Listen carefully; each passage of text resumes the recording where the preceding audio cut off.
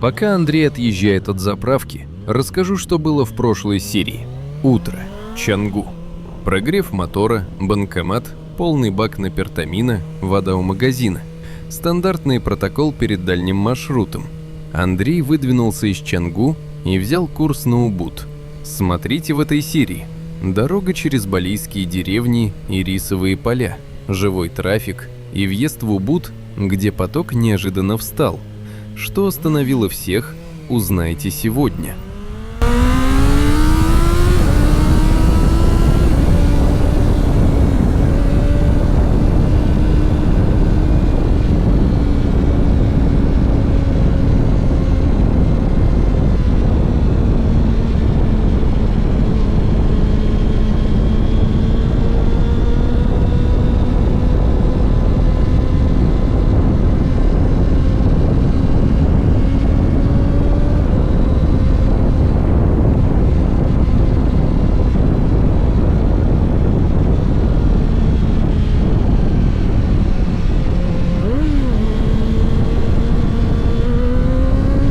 А вы заметили, как Андрей осуществил обгон?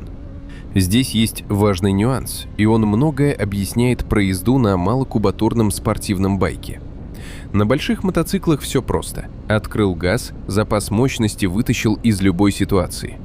У ZX25R такой роскоши нет. 250 кубических сантиметров развивает максимальную отдачу только в диапазоне 15-17 тысяч оборотов в минуту. Ниже этой зоны байк вялый и предсказуемо медленный. И именно поэтому момент дауншифта решает все. Большинство делает так. Увидел просвет, открыл газ. Байк не реагирует. Просвет закрылся. Маневр сорван. Это не проблема мощности, это проблема оборотов. Мотор просто не успел выйти туда, где он работает. Правильная последовательность другая. Сначала читаешь дорогу. Оцениваешь дистанцию, скорость потока, встречку, покрытие. Потом дауншифт. Заблаговременно, до начала маневра. Одна передача вниз, иногда две. Мотор поднимается в рабочую зону, и только после этого открывается газ. Байк отвечает четко и предсказуемо. Маневр завершен чисто и без суеты. Дауншифт – это не про скорость обгона, это про контроль. Когда мотор в рабочей зоне, водитель управляет ситуацией. Когда мотор на низах, водитель просто реагирует на то, что происходит вокруг.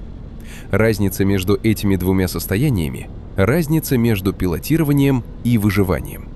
На балийских дорогах это особенно критично. Трафик непредсказуем. Скутер может выехать из-за припаркованного грузовика в любой момент. Пешеход шагнуть на дорогу не глядя. Встречная машина взять чуть левее на повороте. Обгон здесь требует не только свободного просвета, но и полной готовности мотора в момент начала маневра. Это и есть суть езды на малокубатурном байке. Думать на несколько секунд вперед, готовить мотор заранее. Дауншифт до маневра – не техническая деталь, а основа. Андрей делает именно это, каждый раз. Не потому, что так написано в учебнике, а потому что на балийских дорогах по-другому просто не работает.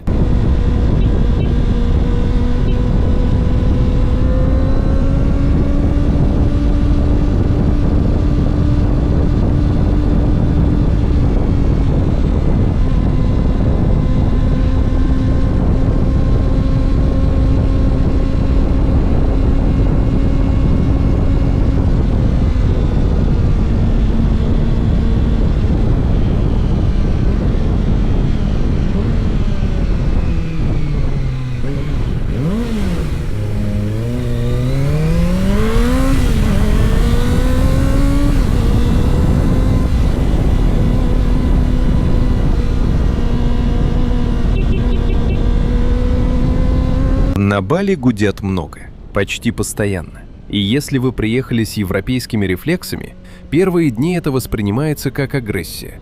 Кто-то посигналил, значит недоволен. Значит, ты что-то сделал не так. Значит, сейчас будет конфликт.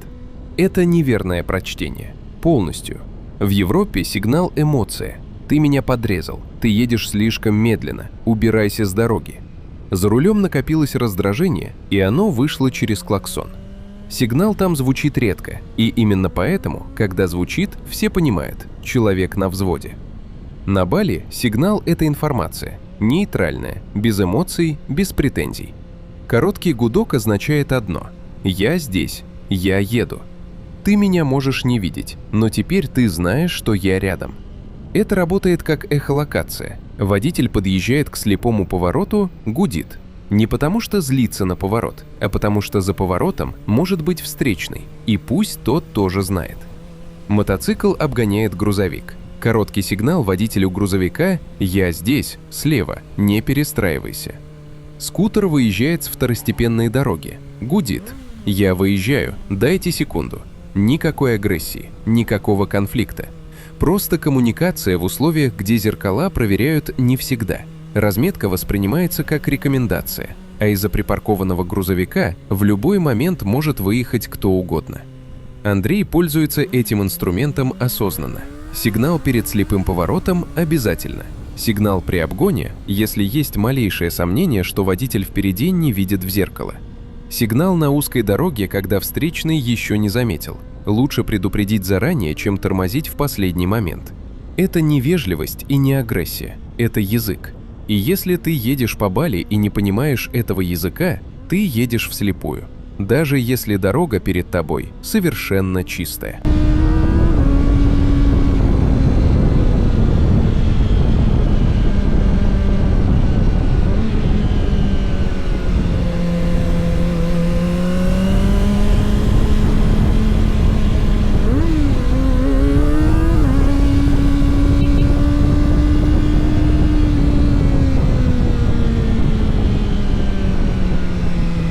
Есть кое-что, чего не найдешь ни в одном путеводителе по Бали. Это язык жестов на балийской дороге. Негласный, нигде не записанный, но понятный каждому, кто здесь ездит достаточно долго. Андрей знает этот язык, и сегодня хороший момент, чтобы разобрать его подробно. Начнем с базового. Левая рука в сторону, поворот налево, правая направо. Но на Бали жест живет иначе, чем в учебнике. Здесь его не делают формально. Выставил, убрал. Здесь жест – это разговор. Рука появляется заранее, держится до момента поворота, иногда сопровождается кивком в зеркало. Все вместе означает «Я вижу тебя, ты видишь меня, мы договорились». На балийских дорогах нет инфраструктуры, которая организует поток за тебя. Вся организация в головах водителей и в их умении общаться в реальном времени. Про обгон. Когда водитель впереди хочет пропустить, короткая отмашка рукой вправо, иногда кистью, не отрывая руки от руля, иногда чуть выраженнее. Смысл один – я уступаю, обгоняй. Это не любезность, это логика потока. Водитель грузовика понимает, что едет медленно, скутерист, что занял середину случайно. Когда видят, что сзади хотят пройти, дают сигнал «Путь свободен». Андрей использует этот жест сам и читает его от других, двусторонний язык. На узких горных дорогах, а сегодняшний маршрут именно такой, работает простое правило. Тот, кто едет вниз, уступает тому, кто едет вверх. Подниматься тяжелее, тормозить на спуске опаснее. Жест – рука чуть вперед, ладонью вниз. Я остановлюсь, проезжай. И встречный проедет. Медленно, аккуратно, иногда зеркало в зеркало. Один жест и вопрос решен. На Бали пропустят. Почти всегда. Когда Андрей выезжает с второстепенной дороги, он появляется в поле зрения, чуть высовывается, делает короткий жест рукой. И поток реагирует. Кто-то замедляется, кто-то мигает фарой, кто-то берет правее. Если общаешься, тебе отвечают. Если молчишь и просто прешь, никто не обязан тебя читать. Мигание фарой – многозначный сигнал. В Европе это давление. Убирайся, я еду быстро. На Бали все иначе. Едешь сзади, хочешь обогнать – мигнул. Я здесь, ты видишь меня? Едешь навстречу – мигнул. Впереди что-то – полицейский пост, яма, узкий участок. Стоишь на обочине – мигание от проезжающего означает «езжай, пропускаю». Один физический сигнал – 3 разных смысла. Контекст решает все. Это понимание приходит только с практикой. Нельзя прочитать в путеводителе. Нужно ездить. Есть жест, который многие туристы не понимают вообще. Рука опущена вниз, ладонь параллельно земле. Легкое движение вниз – притормози, впереди опасность. Так предупреждают о лежачем полицейском, яме, песке на повороте. Иногда это просто пешеход у края дороги, который видит, что ты летишь. Это забота без пафоса. Принял – кивни. Отдельно волнистый жест. Один из самых важных и самых недооцененных. Рука вытянута в сторону и машет волнообразно, настойчиво, несколько раз. Это не приветствие, это жесткое предупреждение. Я поворачиваю прямо сейчас. Водитель уже решил, уже начал маневр в голове. Сигнал – не вопрос и не просьба. Это информация, не лезьте с этой стороны. Игнорировать нельзя. Даже если кажется, что место есть, водитель не смотрит в ту сторону, откуда ты едешь. Он смотрит туда, куда поворачивает. Пойдешь на обгон – встреча неизбежна. И еще нюанс. Иногда жест делает не водитель, а пассажир. Сидит сзади, вытягивает руку, машет. Это полноценный сигнал с той же силой. Пассажир на Бали не груз, он часть экипажа. Если пассажир машет, байк поворачивает. Точка. После того, как тебя пропустили, уступили, предупредили, благодарят. Большой палец вверх универсально. Рука прижата к груди, почти буддийский жест. На Бали считывается мгновенно. Или просто кивок, коротко, спокойно, глаза в глаза через зеркало. Андрей делает это автоматически после каждого совместно решенного вопроса на дороге. Это не формальность, это часть языка, без которого на балийских дорогах чувствуешь себя чужим. Вся эта система существует, потому что балийская дорога требует постоянного диалога. Здесь нет инфраструктуры, которая думает за тебя. Есть только водители и их умение договариваться в реальном времени. Тот, кто понимает этот язык, едет спокойно и безопасно. Тот, кто не понимает, создает напряжение вокруг себя, даже не осознавая этого. Андрей понимает, и именно поэтому в самом плотном трафике Чангу он выглядит органично, как часть потока, а не как препятствие в нем.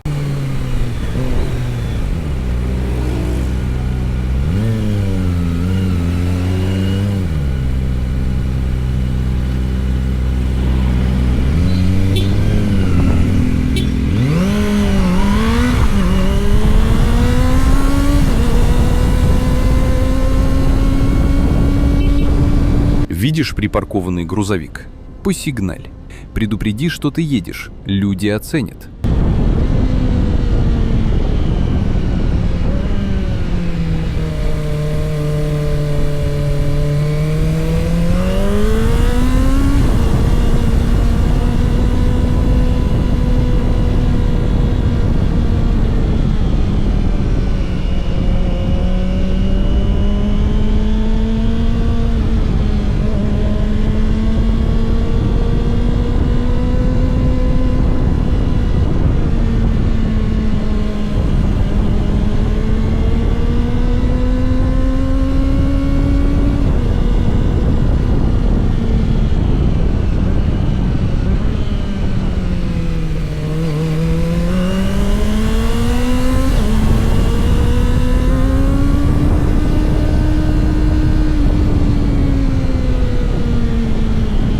Про обгон на Бали есть кое-что важное. И это не про мощность мотора и не про технику дауншифта. Это про то, как читать ситуацию вокруг машины, которую ты обгоняешь. Большинство водителей перед обгоном делают одно и то же. Смотрят на встречку. Поворот открытый, встречных нет, значит можно. На Бали этого недостаточно. Совсем. Машина, которую ты обгоняешь, это слепая зона. За ней, рядом с ней, прямо перед ней может происходить что угодно. Скутер, который едет в том же направлении и решает перестроиться влево прямо в момент твоего обгона. Мотоцикл, который выезжает из переулка слева от машины. Ты его не видишь, он тебя не видит. Пешеход, который шагает через дорогу и уже зашел за машину. Ребенок на велосипеде, собака. Все это реальные сценарии на балийской дороге. И все они разворачиваются за секунды. Отдельная история – встречный, который едет за другой машиной. Ты видишь чистую встречку. Но за встречным грузовиком может ехать скутер, который решает обогнать его прямо сейчас и выходит на твою полосу в момент, когда ты уже начал маневр. Поэтому правило одно. Перед обгоном оцениваешь не только встречку, оцениваешь все пространство вокруг объекта обгона. Что слева от него, что справа, есть ли переулки, въезды, тропы, есть ли кто-то, кто движется в том же направлении рядом. Только после этого маневр. И еще один важный момент. Обгоны на скорости выше 50 км в час лучше делать только за пределами деревень. В деревне дорога живет по своим правилам. Калитка открывается, человек выходит, курица переходит дорогу. Никто из них не знает, что ты сейчас обгоняешь. Никто не смотрит в твою сторону. Скорость выше 50 в населенном пункте – это уже другой разговор, другое время реакции и другие последствия, если что-то пойдет не так. За пределами деревни дорога открывается, обочины становятся предсказуемее, плотность неожиданностей падает. Именно там скорость и маневр работают в связке. Именно там обгон – это техника, а не лотерея. Андрей знает это. И именно поэтому в деревнях он едет в потоке. Терпеливо, без форсирования. А скорость набирает только там, где дорога это позволяет.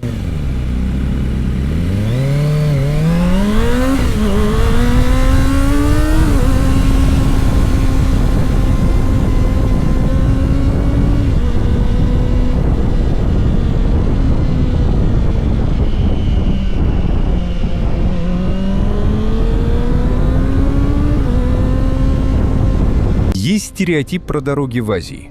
Ухабы, грунтовки, ямы, разбитый асфальт на каждом повороте. Те, кто едет на Бали впервые, часто готовятся к худшему. И оказываются приятно удивлены. Бали – остров. Небольшой, плотно застроенный, с горным рельефом, джунглями, вулканами и ежегодным сезоном дождей, который испытывает любое дорожное покрытие на прочность. Казалось бы, идеальные условия для того, чтобы дороги были в плохом состоянии. На практике все иначе. Дорожная инфраструктура на Бали развита значительно лучше, чем ожидает большинство приезжих. И значительно лучше, чем во многих регионах стран с куда более высоким уровнем дохода на душу населения. Асфальт здесь есть везде. Не везде ровный, не везде широкий, но он есть. До вулкана – асфальт. Через джунгли – асфальт. В маленькой горной деревне, где живет 200 человек, и ближайший город в часе езды – асфальт. Это не случайность и не туристическая показуха. Это системная работа, которую на острове ведут последние 2 десятилетия. Причина простая и понятная. Бали живет туризмом. Туризм требует доступности. Доступность требует дорог. Логика прямая, и она работает. Местные власти понимают, что плохая дорога до храма или до смотровой площадки – это прямые потери для экономики района.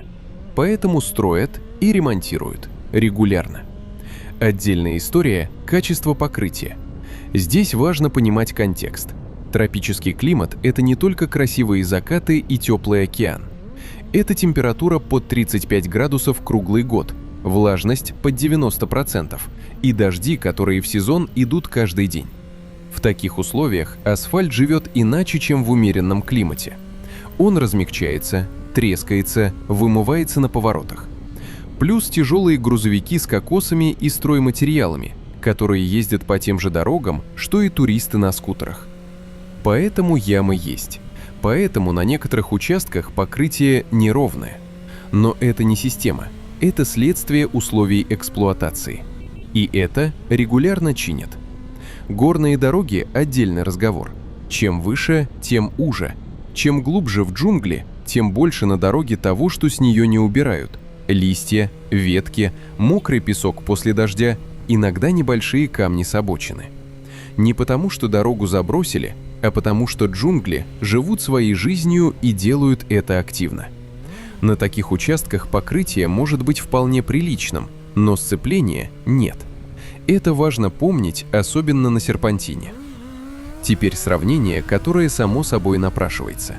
Российский водитель, который приезжает на Бали и первый раз едет по балийским дорогам, как правило, испытывает легкий когнитивный диссонанс. дороги здесь лучше. Не везде и не по всем параметрам, но в целом, как система, как покрытие, как отношение к ремонту, лучше. Это неудобная истина для тех, кто привык объяснять плохие дороги климатом, нагрузкой или сложным рельефом. На Бали климат жестче, рельеф сложнее, бюджеты несопоставимо меньше, а дороги приличные. Вопрос приоритетов. Андрей знает балийские дороги хорошо. Знает, где асфальт идеальный и можно работать с мотоциклом осознанно. Знает, где покрытие обманчивое, ровное на вид, но с песком в повороте или с провалом после ливня. Это знание приходит только с практикой, и именно оно позволяет ехать быстро там, где это безопасно, и сбрасывать скорость там, где дорога этого требует, даже если внешне все выглядит нормально.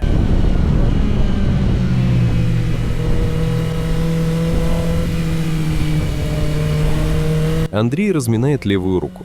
Это не случайный жест, это сигнал.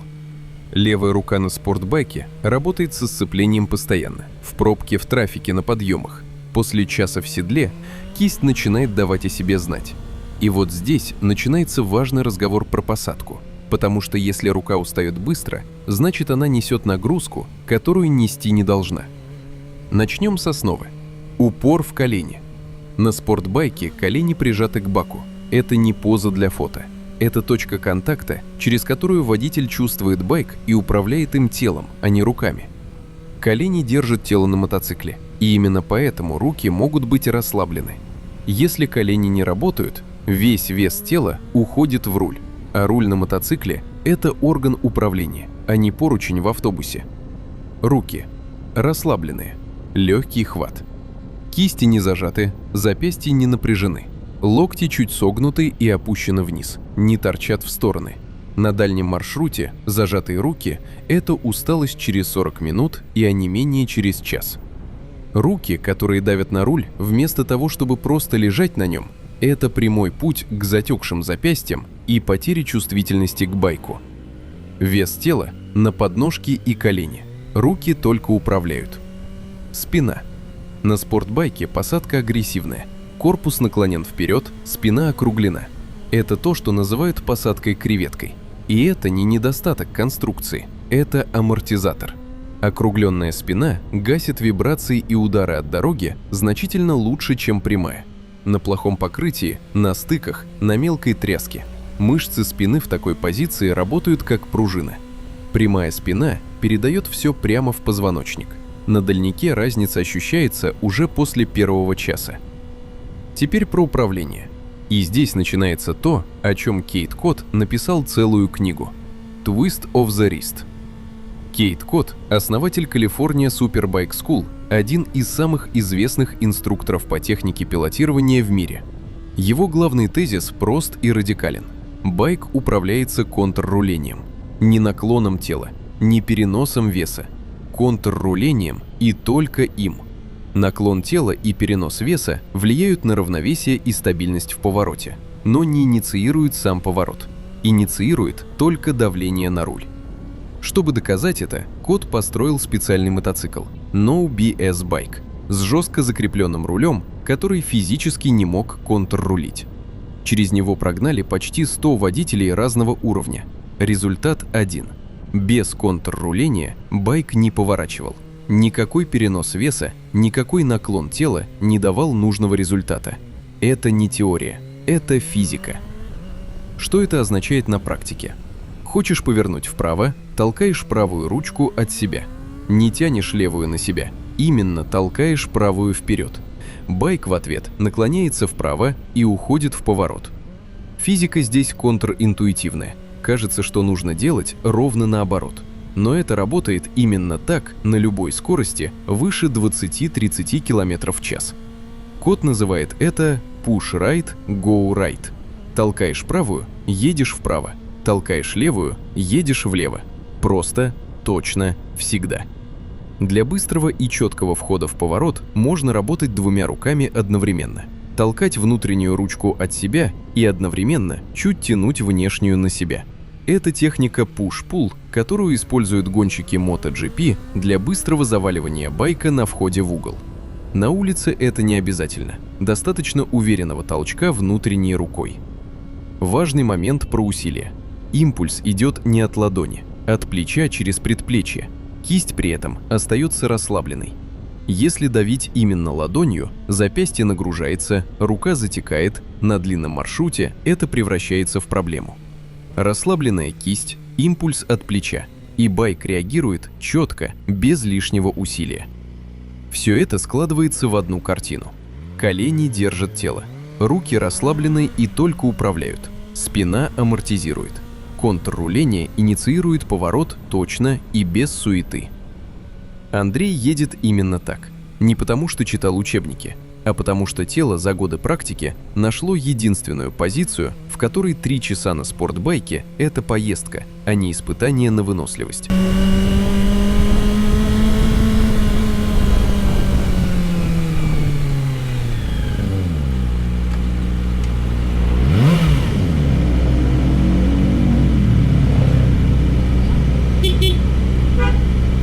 Сейчас был наглядный диалог. Андрей спросил водителя спереди: «Ты едешь?» А тот ответил: «Тут препятствие». Вот оно, реальное общение на дорогах Бали.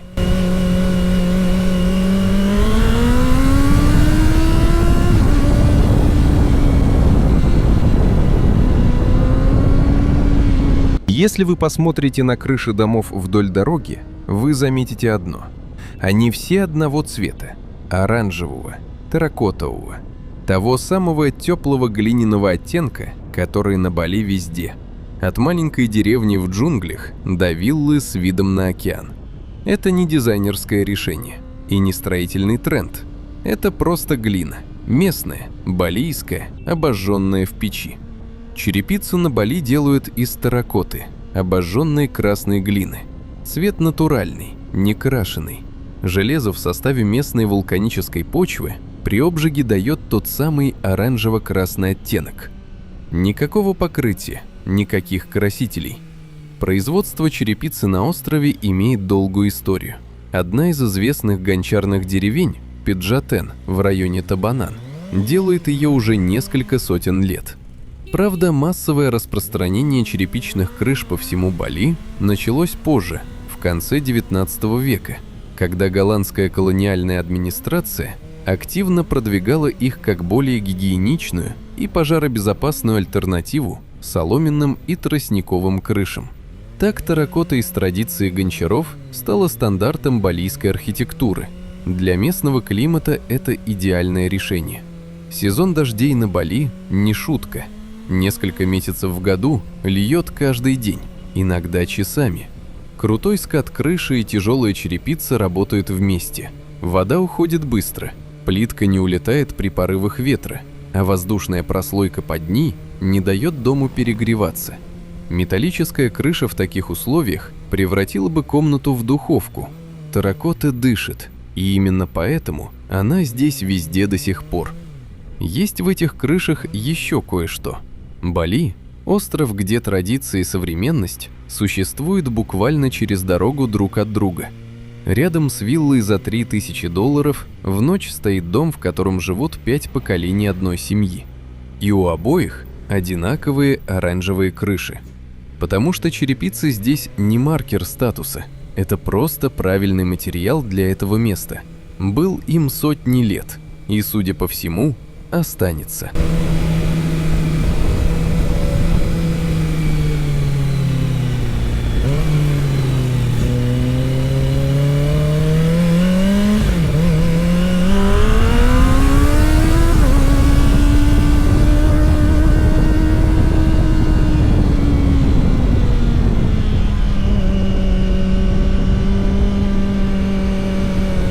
Убуд. Андрей въезжает в него уже не в первый раз, и каждый раз одно и то же. Скорость падает, улицы сужаются, воздух меняется. Это не метафора. В Убуде действительно другой воздух, прохладнее, влажнее, с запахом зелени и благовония от храмов. Высота дает о себе знать даже здесь, на подъезде. Само название «Убуд» происходит от балийского слова «убат», что означает лекарство или целебное растение. Место действительно начиналось как деревня, известная своими лечебными травами. В окрестных лесах и полях их росло множество. Потом в 17 веке здесь утвердилась местная королевская династия. Правители Убуда активно поддерживали искусство, приглашали художников, музыкантов, танцоров. Так деревня начала превращаться в культурный центр. Переломный момент случился в начале 20 века. В 20-е и 30-е годы в Убуд приехали европейские художники и остались. Самый известный из них – Вольтер Шпис, немецкий живописец. Он обосновался здесь в 1927 году, подружился с местными художниками и фактически стал катализатором того, что сейчас называют современной балийской живописью. Рядом с ним работал голландец Рудольф Боннет. Вместе с балийским принцем Текардой Гиде Агунгом Сукавати они основали организацию поддержки местных художников Питамаха и первый художественный музей острова Пури Лукисан. Это был беспрецедентный для своего времени культурный проект. Европейцы и балийцы работали вместе, учились друг у друга, создавали новое искусство, не теряя корней. С тех пор Убуд не остановился. Сегодня это место, куда едут за культурой, и это не туристический штамп. Здесь действительно больше музеев, галерей и живых культурных практик на квадратный километр, чем где-либо еще на острове. Танцы кичак или гонг, которые в других местах показывают для туристов, здесь часть живой традиции. Рисовые террасы Тигалаланг, которые фотографируют миллионы, не декорация, а действующая система ирригации Субак, внесенная ЮНЕСКО в список нематериального наследия человечества. И при этом Убуд сегодня – это еще и пробки. Узкие улицы исторической деревни, которые никто не проектировал под туристический поток. Рынок, дворец, храмы, кафе, галереи, гостиницы, тук-туки и мотоциклы – все в одном пространстве. Андрей знает это. Именно поэтому он въезжает утром, до того, как туристический день разогревается до максимума. Впрочем, даже утром Убуд остается Убудом – медленным, плотным и абсолютно своим.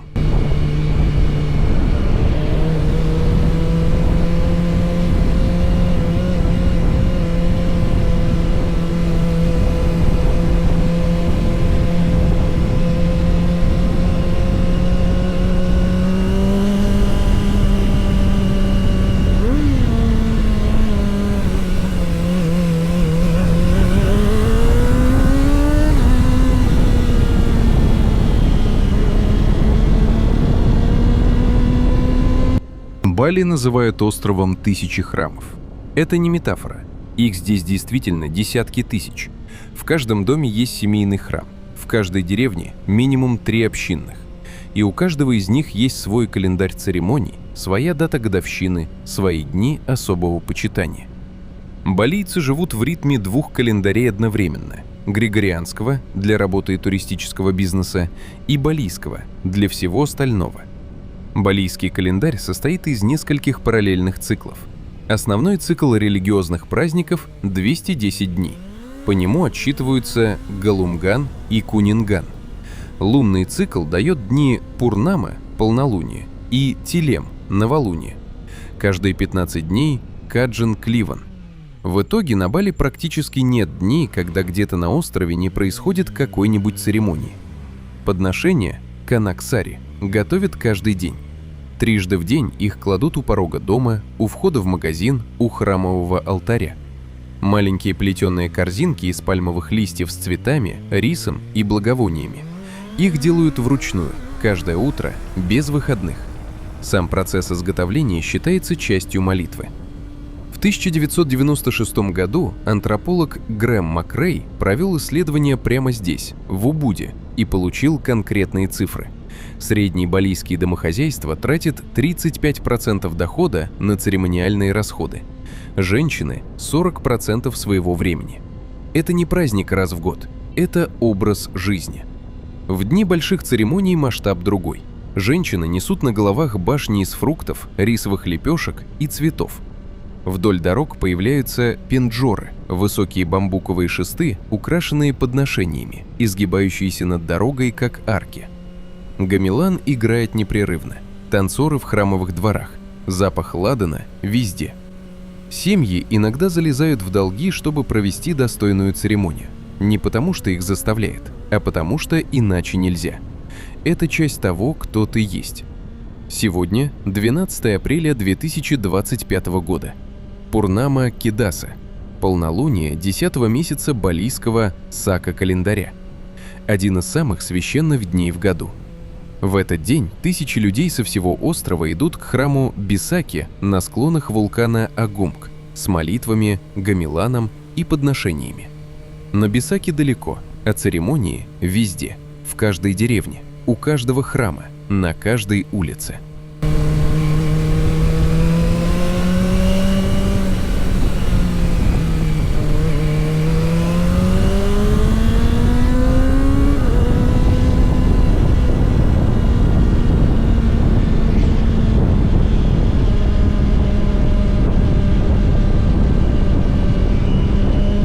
Вы только что это видели. Байк вышел навстречу прямо на Андрея, без предупреждения, без жеста, просто выехал и едет навстречу, в расчете на то, что Андрей уберется, что уступит, что испугается быстрее, чем он. Андрей убрался, среагировал мгновенно, и разошлись. Но это не всегда так заканчивается. Это происходит на Бали, на нормальных дорогах, в нормальное время суток. Андрей честно говорит, он не знает, что происходит в голове у таких водителей. Может быть, это привычка с узких деревенских дорог, где всегда так ездили. Может быть, уверенность, что на острове все медленно и все успеют среагировать. Может быть, просто отсутствие понимания, что мотоцикл на скорости – это не тот объект, перед которым можно блефовать. Ответа нет, но последствия есть. Такой водитель ставит под угрозу и свою жизнь, и жизнь встречного, без исключений. И если встречный мотоциклист на спортбайке не среагирует мгновенно, исход предсказуем. Именно поэтому на балийских дорогах нельзя ехать на пределе своих возможностей, даже если дорога пустая, даже если видимость хорошая, даже если ты знаешь этот участок. Запас на неожиданность. На того, кто выйдет из-за поворота по встречной, на грузовик, который решит обогнать прямо перед тобой, на легковушку, которая развернется посреди дороги без предупреждения. Это не паранойя, это просто честная оценка среды. Балийская дорога – живая система с большим количеством непредсказуемых участников. Большинство из них ездят хорошо и по правилам, негласным, но работающим. Но меньшинство, которое ездит иначе, достаточно одного такого на маршруте, чтобы поездка закончилась не так, как планировалось. Андрей едет с запасом, всегда. Не потому что боится, а потому что понимает, мастерство водителя измеряется не максимальной скоростью, которую он набирает. Оно измеряется тем, сколько времени у него есть на реакцию, когда что-то идет не по плану. А на Бали план меняется быстро.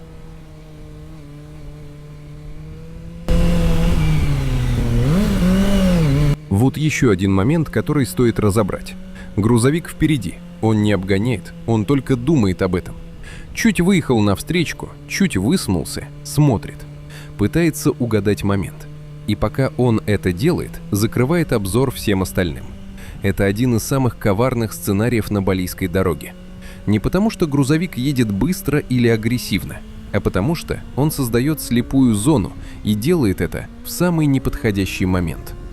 Андрей сзади не видит встречку. Встречный не видит, что творится за грузовиком. Грузовик не видит ни того, ни другого полностью. 3 участника движения, и у каждого неполная картина. В такой ситуации обгон становится лотереей. Даже если встречная полоса кажется свободной, она свободна только в той части, которую ты видишь.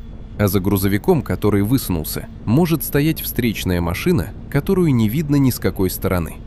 Правильное решение здесь одно – ждать. Не пытаться угадать момент вместе с грузовиком, не выезжать навстречку параллельно с ним. Просто держать дистанцию и ждать, пока картина не станет полной. Грузовик либо вернется в свою полосу и откроет видимость, либо завершит обгон и освободит дорогу. В обоих случаях ты сделаешь свой маневр с открытым обзором, а не вслепую. Андрей это знает. Именно поэтому он не давит на грузовик сзади и не пытается проскочить рядом с ним. Терпение здесь не слабость. Это единственная тактика, которая работает без риска встретить в лоб того, кого не было видно секунду назад. На балийских дорогах торопливость стоит дорого. Не потому, что здесь плохие водители, а потому что дороги узкие, видимость часто ограничена, и один неправильно выбранный момент закрывает все остальные варианты сразу.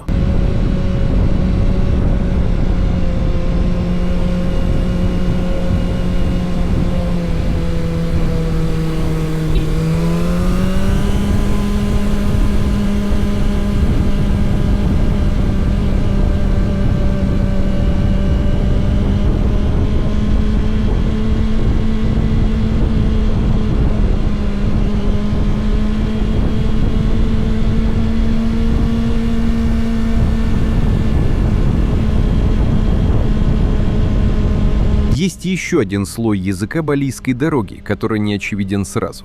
Это аварийка. Поворотник, когда едешь прямо. Вспышка фарой встречному. Каждый из этих сигналов означает что-то конкретное, и знать это важно. Начнем с аварийки. На Бали включенная аварийка во время движения – это не сигнал аварии, это сообщение. Я еду прямо, я никуда не сворачиваю, не надо меня поджимать. Не надо пытаться протиснуться рядом. Я занимаю свое место и намерен его держать. В плотном трафике, когда кто-то сзади начинает давить, едет вплотную, сигналит, пытается выдавить к обочине, аварийка – это ответ без конфликта. Четкий сигнал. Я вижу тебя. Я здесь. Моя позиция не изменится. Второй сценарий для аварийки – резкое торможение. Если впереди кто-то вдруг остановился или резко сбросил скорость, водитель включает аварийку немедленно. Не чтобы объяснять, почему тормозит, а чтобы тот, кто едет сзади, успел среагировать. На Бали дистанции небольшие, трафик плотный, и эти несколько дополнительных мигающих огней могут быть разницей между нормальным торможением и столкновением. Теперь про поворотник при движении прямо. Водитель включает поворотник в свою сторону, но не поворачивает. Это сигнал всем вокруг: держитесь своей стороны, не смещайтесь в мою полосу. Важный нюанс. Направление сигнала читается относительно того, кто его подает. Для водителя это его правая сторона, для встречного это будет левая. Поэтому читать этот сигнал нужно не буквально, а по контексту. Человек обозначает свою полосу и просит в нее не лезть. На узких балийских дорогах, где разметка условна и полторы полосы делят сразу несколько участников, этот сигнал работает как невидимый барьер. Мигание фары встречному – отдельный и очень конкретный сигнал.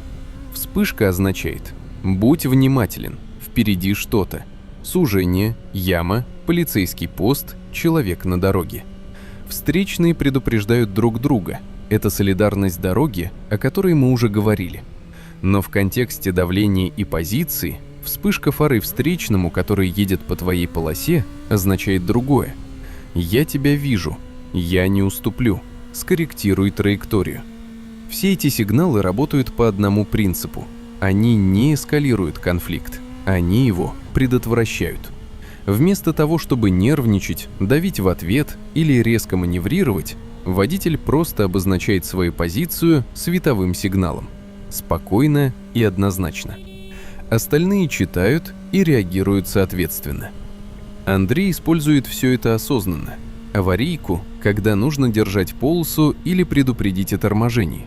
Поворотник, когда кто-то начинает смещаться в его сторону. Вспышку фарой, когда встречный едет не там, где должен. Не потому, что это написано в правилах, а потому, что это работает. На балийской дороге работает.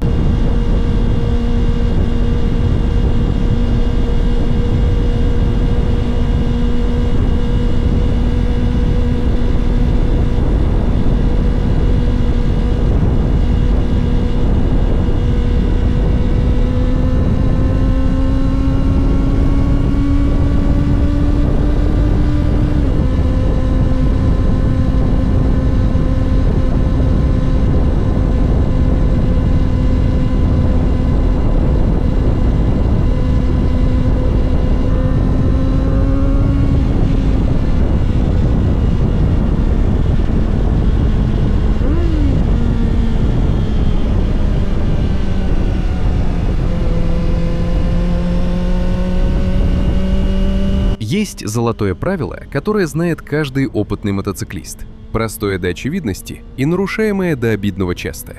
Все, что нужно сделать со скоростью, сделай до поворота. Не в повороте. Не после того, как уже наклонился. До. Почему это важно? Мотоцикл в повороте находится в состоянии баланса между скоростью, наклоном и сцеплением с дорогой. Все три параметра связаны. Изменишь один, изменятся остальные. Резко нажмешь на тормоз в наклоне, переднее колесо получает нагрузку, которую не ожидало. Сцепление в точке контакта перераспределяется, и байк начинает делать то, чего ты не планировал. На сухом асфальте это неприятно, на мокром балийском повороте с песком это уже другой разговор. Правильная последовательность выглядит так. Увидел поворот, оценил радиус и покрытие. Выбрал нужную скорость и передачу. До входа. Вошел в поворот уже на правильной скорости. В самом повороте плавное открытие газа по мере выхода. Никакого торможения, никаких резких изменений. Это называется «войти медленно, выйти быстро». Классический принцип, который работает одинаково и на треке, и на горном серпантине Бали. На балийских дорогах это особенно актуально по одной причине. Повороты здесь часто непредсказуемые. Радиус меняется в середине дуги. За поворотом может оказаться яма, песок, мокрый участок или встречный скутер, который едет по твоей полосе. Если ты вошел слишком быстро, вариантов у тебя уже меньше. Если вошел правильно, у тебя есть запас и на корректировку, и на неожиданность. Скорость выбирается до поворота. Это не совет, это физика.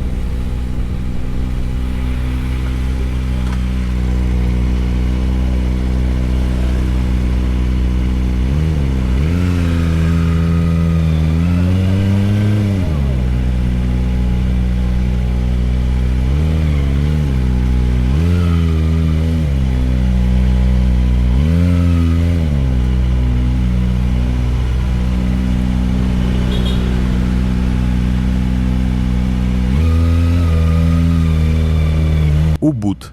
Мост. Андрей останавливается.